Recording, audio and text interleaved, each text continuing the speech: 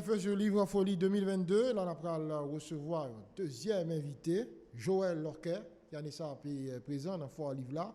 Et deux titres que l'a proposé et PIA dans l'hôtel Caribé Convention Center. C'est autour de ça, nous allons battre bouche avec lui, nous allons regarder ça gagné dans la publication et qui intéresse au monde pour le pas acheter et livre ça dans Livre en Folie 2022. Monsieur Lorquet, merci en pile parce qu'on est disponible pour TNH matin. Bonjour Sergino, bonjour à tous nos amis auditeurs et téléspectateurs également.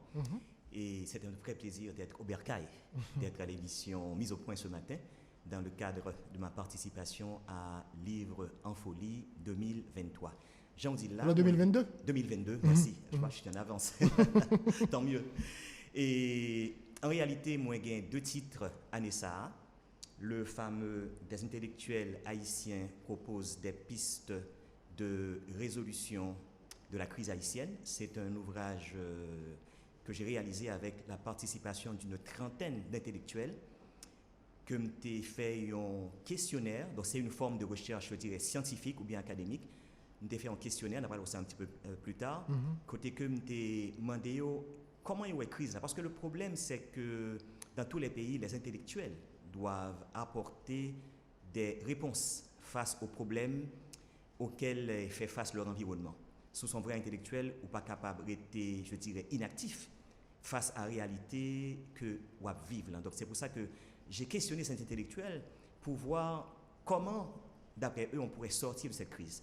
Donc nous parlons puis devant et qui répond sur et comment que l'IFSA est capable de constituer une pièce importante dans la recherche d'une solution à la crise. Deuxième livre que moi j'ai gagné ça, dans Livre en Folie, c'est un autre sujet, bien choisir son conjoint et mener une vie de couple réussie. Alors, vous remarquez que m'écris des sujets, je dirais, d'intérêt. Je n'écris pas pour écrire, j'écris pour apporter quelque chose à la collectivité, à la communauté, bref, pour aider soit à l'avancement de la science, soit à l'amélioration de la vie personnelle des gens. Un livre comme ça important parce que, en plus, on a marié aujourd'hui, et en plus, on a remé, et parce que on a remé, mais il n'y a pas contre qui ça y est, alors qu'on ne joue pas avec ça, parce que l'amour, c'est un projet. On ne peut pas prêter au monde et au hasard et pour un coup de foudre et puis on remet, on marié, etc. Ça ne se fait pas. Il y a des principes et fondamentaux qu'on a besoin d'appliquer si vraiment vous voulez faire mener une vie de famille réussie. Parce que bon, si vous choisissez et vivre avec un monde, un partenaire, juste pour prendre le plaisir, ce n'est pas la même chose. Là, je pense à des gens qui prennent leur vie au sérieux, qui veulent vivre en couple et qui veulent former un couple pour éduquer des enfants qui prennent utile communauté à demain. Parce que je dis, il y a un problème d'insécurité chronique et cause là, c'est justement parce que les familles ne sont pas constituées comme elles auraient dû l'être. Donc, je t'aime au tel. Ça veut dire que, au contraire, fille, ou dit je le t'aime, et puis même jour, il y a le coucher. C'est pas l'amour, et puis parfois, mon est tombé enceinte, ils font petit monde, et monsieur a disparu. Résultat, ou une bonne mesdames qui a élevé des futurs bandits, des futurs gangsters, qui pourraient créer davantage de problèmes que ça nous gagne aujourd'hui. Donc ce livre, Comment choisir son conjoint et mener une vie de couple réussie, c'est ma participation, ma contribution à la nouvelle Haïti dont nous rêvons tous aujourd'hui. Pour qui sont quoi publication ça yo et gain place dans foire en tant que Livre en Folie? Ben, Livre en Folie, c'est une foire, je dirais, multidisciplinaire. Il n'y a pas des catégories de livres spécifiques. Tout le monde est libre pour capable participer dans la mesure que vous pensez que un livre qui est capable d'intéresser le monde. Alors, pas oublier, moi, j'ai été à Livre en Folie dès le début. Parce que je suis à mon 20e ouvrage, donc je suis un vieux de la vieille, comme on dit. Donc, jusque-là, je ne fais pas de publicité pour Livre Moyo, mais la bonne nouvelle, tous mes ouvrages sont pratiquement achevés. Y compris le dernier livre sur des pistes de résolution de la crise, tout fini. Au contraire, je suis très inquiet parce que j'ai donné une 50aine seulement à la Maison des Champs et j'ai l'impression qu'on va gagner beaucoup plus de demandes et malheureusement, je n'ai pas pensé encore à faire une réédition. Donc, pour moi-même, je crois que mes ouvrages ont leur importance parce que leur contenu contribue à l'avancement de la science, contribue à formater une autre société. Parce que moi, je n'écris pas, je n'écris pas pour écrire. Et ça fait la peine pour moi des jeunes aujourd'hui qui ont écrit, c'est juste sur le sexe, sur des sujets. Je pense que ça va intéresser les gens qui va le faire acheter les livres. Moi, je ne parle pas comme ça. Moi, j'écris parce que j'ai quelque chose à partager, soit des conseils, soit des trouvailles, soit des connaissances. Bref, je veux contribuer à une autre Haïti. Et pour le faire, c'est à travers la pensée, c'est à travers la culture, c'est à travers le reformatage de l'haïtien. Parce que je dis, nous n'avons pas quel problème, surtout au niveau des mentalités. Et malheureusement, les médias ne jouent pas vraiment leur rôle. Enfin pleinement leur rôle, parce que la communauté, il y a et je dis, si les médias ont été fait travail vraiment capable d'améliorer. Malheureusement, la société s'intéresse aux uns et il s'intéresse à ce qui est émotionnel et non pas au rationnel. Je dis, il y a besoin de l'autre culture, de l'autre société qui pas sur les réseaux sociaux pour écrire des bagages sur le monde, déformer photos monde et faire des uns, mais plutôt des mondes qui peuvent utiliser les réseaux sociaux, qui peuvent utiliser les médias traditionnels pour réaliser qu'il faut aujourd'hui une autre société, une autre Haïti, et pour arriver à le faire, on n'a pas le choix, il faut passer par les médias et traditionnels et les NTIC, les médias qui font partie de la nouvelle technologie de l'information et de la communication, y compris les réseaux sociaux, enfin Twitter, Facebook, etc., etc. Donc c'est extrêmement important de les utiliser à bon escient, parce que pour moi, un pays sous-développé, il n'y a pas de même approche avec un pays développé. Dans un pays développé, il y a un bon problème qui résout déjà. Mais non pays tant qu'Haïti, côté que il y a des problèmes, surtout au niveau de la sécurité, je pense que les médias ont doué davantage axés sur des émissions pour conscientiser les jeunes, pour les aider à sortir de la délinquance, bref, pour construire une nouvelle société. Donc, livrons-eux en ce sens-là, est important, parce que ce sont des ouvrages, je dirais, qui sont positifs, qui peuvent aider à bâtir une autre Haïti. Alors, puis, mon cœur, comme nous voulons parenthèse en femelle les joueurs locaux, l'on pays côté élite failli, médias ont un rôle important que tu es capable de jouer. Alors, si l'argent lié là, ou estimer ces médias en pile fois qui pas fait ça pour faire et qui permettent que je dis à nous une réalité sociale, politique, économique ça. En tant que scientifique, je ne saurais généraliser, mais ce que je vais dire, c'est que bon, vous connaissez mieux que moi les théories de Marchand McLuhan, et vous savez que les médias en principe ont 3 fonctions. Et la fonction de formation, la fonction d'éducation et la fonction de distraction. Malheureusement, en Haïti, les médias ont fait fonction de distraction et davantage. On va écouter le matin comme bon média, c'est des émissions pour faire mon rire. Bon, pas rien contre ça. Mais moi-même, je pense que dans ça, nous avons besoin des médias qui consacrent à l'éducation pour essayer de transformer les mentalités, de transformer la façon de penser de l'haïtien, pour encourager nous à l'autre approche de gens à évoluer dans le pays. C'est comme ça, moi.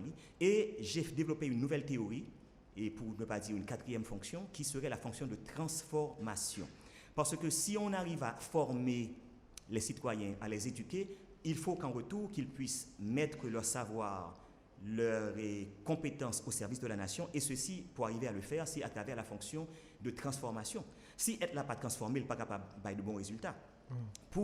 Alors qu'on en anglais, on dit garbage in, garbage out. Si toute la journée, ou sur les réseaux sociaux, on regarde des gens tout tourner, mais l'arrivée en société, on va parler de playboy, de rabordage, de bagages, mais souvent leur culture de positivité, l'arrivée en société, on va parler de choses constructives. Donc ça veut dire que les médias, d'après moi, peuvent aider à façonner les mentalités, à façonner la manière de penser, et pourquoi pas à aider à transformer Haïti. Et c'est ça nous besoin aujourd'hui.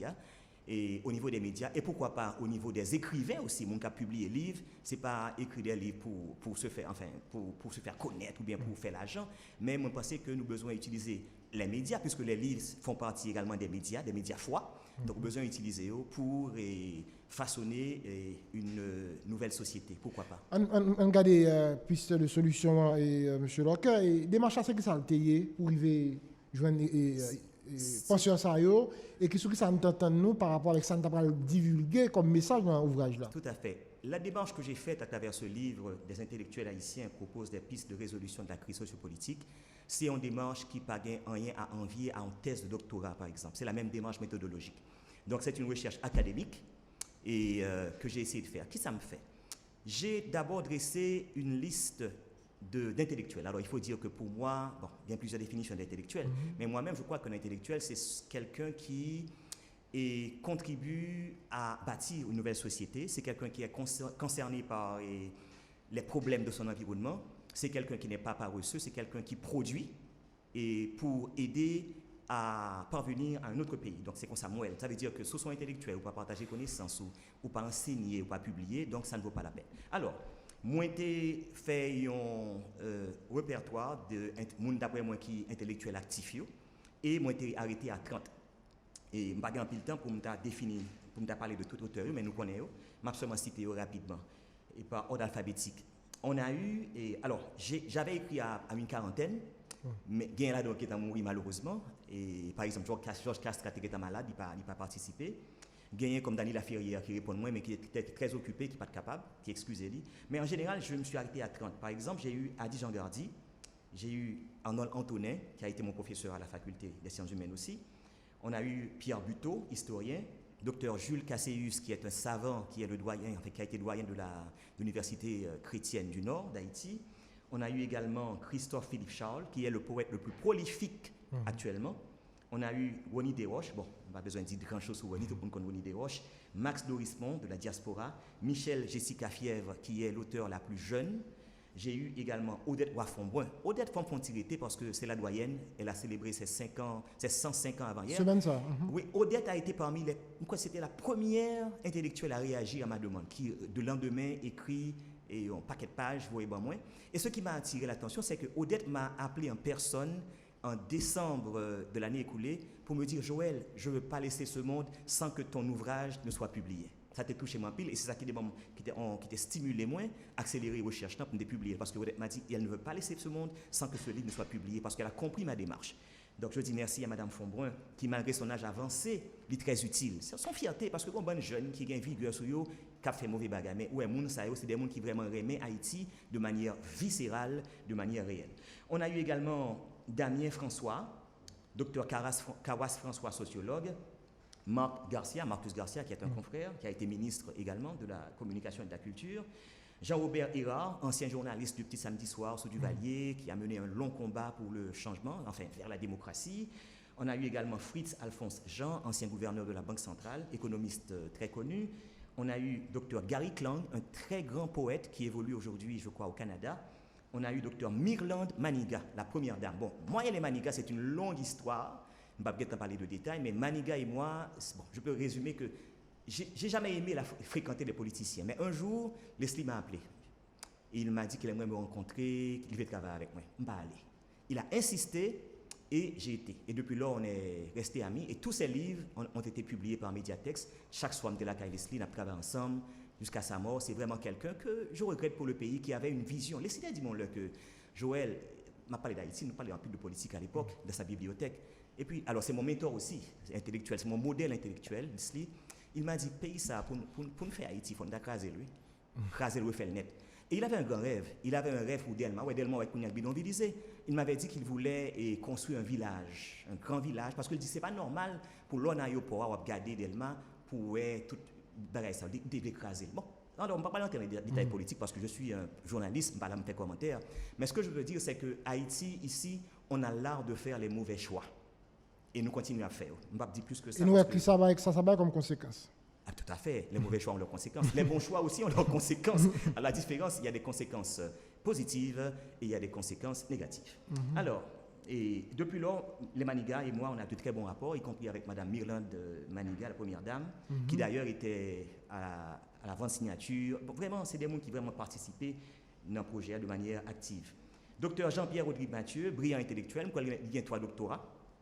Docteur Georges Michel, brillant médecin et historien. Qui est très attaché à la Constitution à 27 là.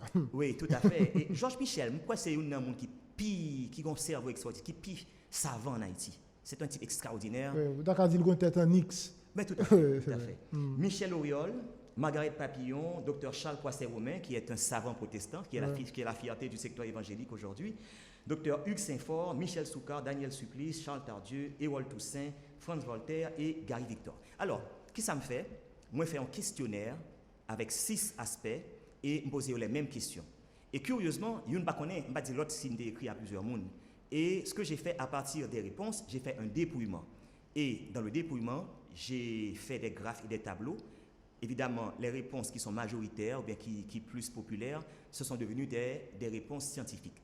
Parce que, ou bien plusieurs chercheurs qui ont réfléchi sous prise là, qui ont les mêmes propositions, et bien ça devient, je dirais, scientifique. Alors, par contre, si nous sommes capables de commencer dans le dépouillement, ou bien est-ce que...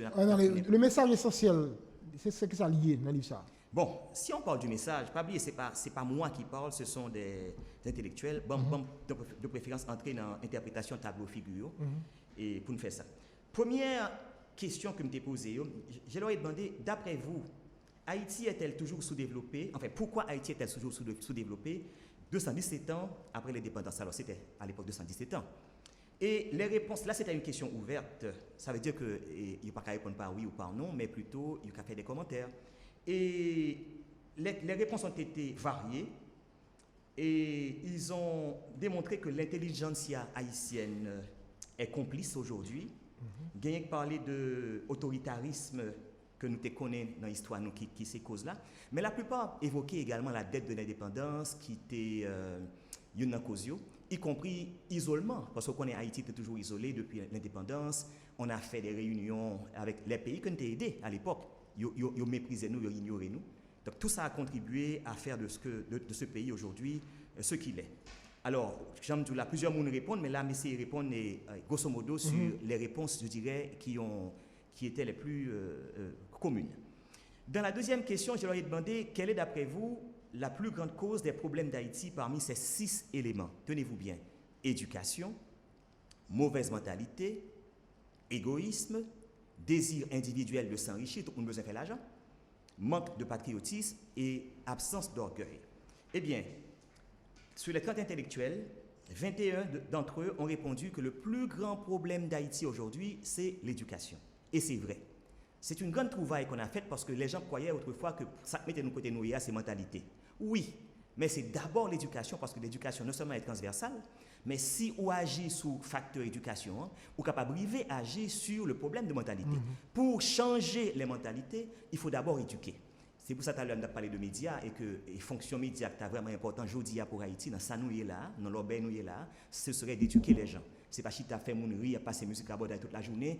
Il y a même des médias qui 9h du soir qui passent mon film garçon à garçon, fille à fille, mon toutouni, c'est pas sérieux dans un pays normal. L'État aurait dû prendre ses responsabilités et soit fermer les médias ça ou bien interdire de passer de tels films. C'est pas ça nous besoin aujourd'hui.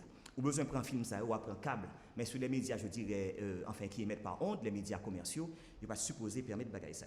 Alors, 6 intellectuels ont répondu que l'égoïsme est un problème, 9 ont répondu désir individuel de s'enrichir, mais 15 ont répondu mauvaise mentalité. Ça veut dire que le plus grand problème aujourd'hui, c'est d'abord l'éducation.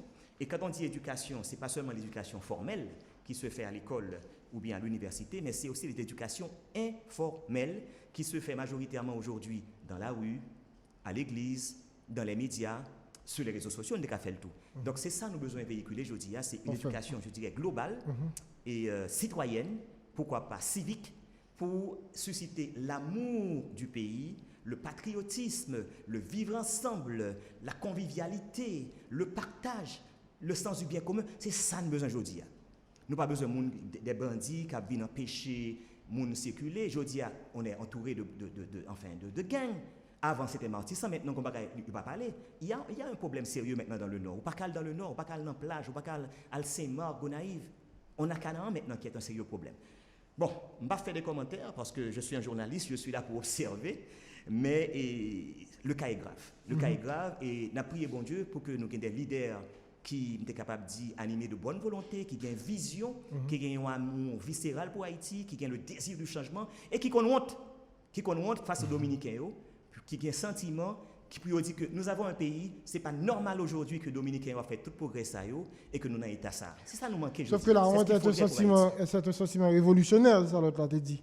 Tout à fait, parce que ça suscite plusieurs aspects dans la vie de l'homme pour arriver à susciter ce et nous avons perdu le sentiment d'avoir honte. C'est ça ce que je suis en train de dire, c'est que nous devons reprendre ce sentiment d'avoir honte pour se dire que, pour nous prendre conscience, pour nous dire, ça n'a pas passé là, pas normal, non? On prend conscience, non, c'est pas normal, non. On a été la première nation nègre, on a donné l'exemple. Est-ce que Haïtien 1804, 1803, c'est pas où que la Jodia? Haïtien 86, qui était voyé du aller, c'est pas où que la Jodia? Moi, je ne comprends pas, je ne sais pas, j'observe, je ne veux pas faire de commentaires. Alors, la troisième, rapidement. La troisième, plus vite. Oui, la troisième question que j'ai posée aux intellectuels, c'était quelles sont d'après vous les vraies causes de la pauvreté? Est-ce qu'elles ne sont pas historiques? Alors, 10%, enfin, 25 des intellectuels ont dit oui, les causes sont historiques, on a brossé tout à l'heure, c'est vrai, et enfin, on peut résumer, ça veut dire, c'est qu'on a eu l'esclavage, on voulait sortir de l'ornière de l'esclavage, nous fait, ça qu'on a fait, bon, nous couper tête, nous bouler caille, mais nous pas penser que après nous fin couper tête, bouler caille, nous fin bouler, il aurait fallu reconstruire. Et depuis 1804, nous pas jamais capables de reconstruire le pays jusqu'à aujourd'hui. Donc, en plus, c'est une cause, elles sont historiques, bon, il n'y a pas que ça, mais la façon dont on a eu l'indépendance, bon, on ne va pas esclavage parce que l'esclavage, c'est pas ton bagage qui était douce, mais il n'y a pas de vision à l'époque, il n'y a pas de enfin, assez d'intelligence pour te connaître qu'il fallait reconstruire. Et en plus, il n'y a pas de moyens pour reconstruire Haïti à l'époque. Quatrième question, la classe possédante, économiquement, la bourgeoisie, entre parenthèses, est-ce qu'elle est fautive? Bon, 25 intellectuels ont dit oui, la bourgeoisie est fautive, nous avons une bourgeoisie mercantiliste, qui a pas acheté, qui a revendre, une bourgeoisie égoïste, qui n'a pas pensé créer des villages, des autoroutes, parce que tout le pays développé, ce n'est pas l'État qui fait, c'est aussi le secteur privé. Là, c'est un domaine, nous avons un village mal visité avec des hommes d'affaires importants, qui ont mis moins à Saint-Domingue, et c'est extraordinaire de voir ce que le secteur privé est en train de faire là-bas. Bon, est-ce que nous avons un secteur privé dynamique en Haïti? Je ne connais pas, mais les résultats sont là. Est-ce que nous avons un secteur privé qui peut concurrence, qui parle les blancs viennent investir, qui décourage les gens à l'acheter, à l'importer, qui veut le monopole? Je ne connais pas, mais les faits sont là. Et les intellectuels ont répondu que oui, c'est vrai, cette bourgeoisie actuelle, elle est rétrograde, elle n'a pas contribué à développement pays. 5 d'entre eux ont fait abstention. Ils ont dit, bon, question ça ne va pas répondre pour des raisons personnelles que nous ne pouvons pas commenter. 5e question, que faudrait-il faire pour changer radicalement la situation d'Haïti et prendre le chemin de la stabilité et du développement une fois pour toutes?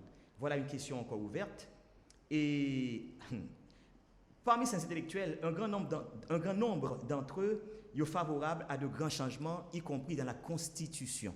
Ils dit que pour arriver vraiment à changer la situation, il faudrait refaire la Constitution, une autre Constitution qui soit adaptée à la réalité. Et je crois dans ça parce que, par exemple, il y a un problème de la Constitution actuelle là, avec la diaspora. Ce n'est pas normal qu'un monde, parce qu'il était naturalisé, il n'est pas qu'un président. À Saint-Domingue, il n'y a pas ce problème. Leonel Fernandez, c'était un citoyen américain. Bon, dans le pays qui n'a pas de problème, ça. Donc, il y a un bon autre aspect qui a besoin de changer nos constitutions, même d'accord avec l'intellectuel qui dit qu'il faudrait penser aussi à... Peut-être qu'il n'est pas pour nous résoudre, on va tout arriver là, bon, c'est notre débat. Qui dit tout qu'il faudrait un changement de mentalité et, tenez-vous bien, un changement de culture. De culture, allez loin, oui, là. Il y a aussi changement de culture. Qui continue à la culture là? Et mais ça veut dire que changement de culture ici veut dire qu'il faut tout repenser. Peut-être même changer de langue. Est-ce que, ah oui, qu'est-ce que ça? Il y a tabou pour nous, mais il faut en parler. Est-ce que langue française, c'est ce dont nous avons besoin aujourd'hui? Je ne sais pas, mais il faut faire des recherches académiques sur ça et faire des trouvailles. Et le Rwanda l'a fait, il a des résultats. Nous sommes le seul pays francophone dans l'hémisphère. Qui avantage ça? Est-ce que nous sommes capables de gagner des bourses pour étudier? Est-ce que qu'est-ce que la France fait pour nous passer ça? Je ne sais pas. Mais ce sont des questions à se poser. Est-ce que si nous ne parlons pas l'espagnol, nous avons autant de problèmes culturels et sociaux avec Saint-Domingue? Peut-être pas. Ouais, c'est des problèmes pour nous aborder. 6e question et dernière question. Dernière question. Bien sûr. Je leur ai demandé, et c'est vraiment intéressant, comment voyez-vous l'avenir d'Haïti aujourd'hui? Êtes-vous pessimiste ou bien optimiste? Ça, c'est intéressant, il faut écouter ça. 20 des intellectuels sur 30, soit 67%, ont répondu qu'ils sont optimistes. Bon, on croit ça tout, on croit que malgré tout ce qui a passé là, kidnapping, etc., le cas n'est pas perdu. Nous avons changé le pays en moins que 2 semaines, si nous voulons. C'est sérieux. Ah bon? Mais bien sûr. Les Dominicains avaient un problème presque similaire. On va changer qu'ils étaient réunis ensemble et puis ils font pacte national et puis ils disent que mais ça ne veut pas pour pays et puis ça marche maintenant. Pour que ça nous pas entendre nous. Nous pas mettre nous ensemble pour nous parler, nous sommes même haïtiens, nous sommes même enfin nous avons même origine, nous pas parler, c'est ça le problème. Sauf que c'est facile pour caser. Je dis pas que c'est aussi facile, mais je veux dire qu'en 2 semaines on peut s'entendre pour commencer quelque part. Il y a tellement de contentieux, monsieur Lorquet. C'est ça le problème. Les contentieux sont créés par quoi? Par les intérêts personnels.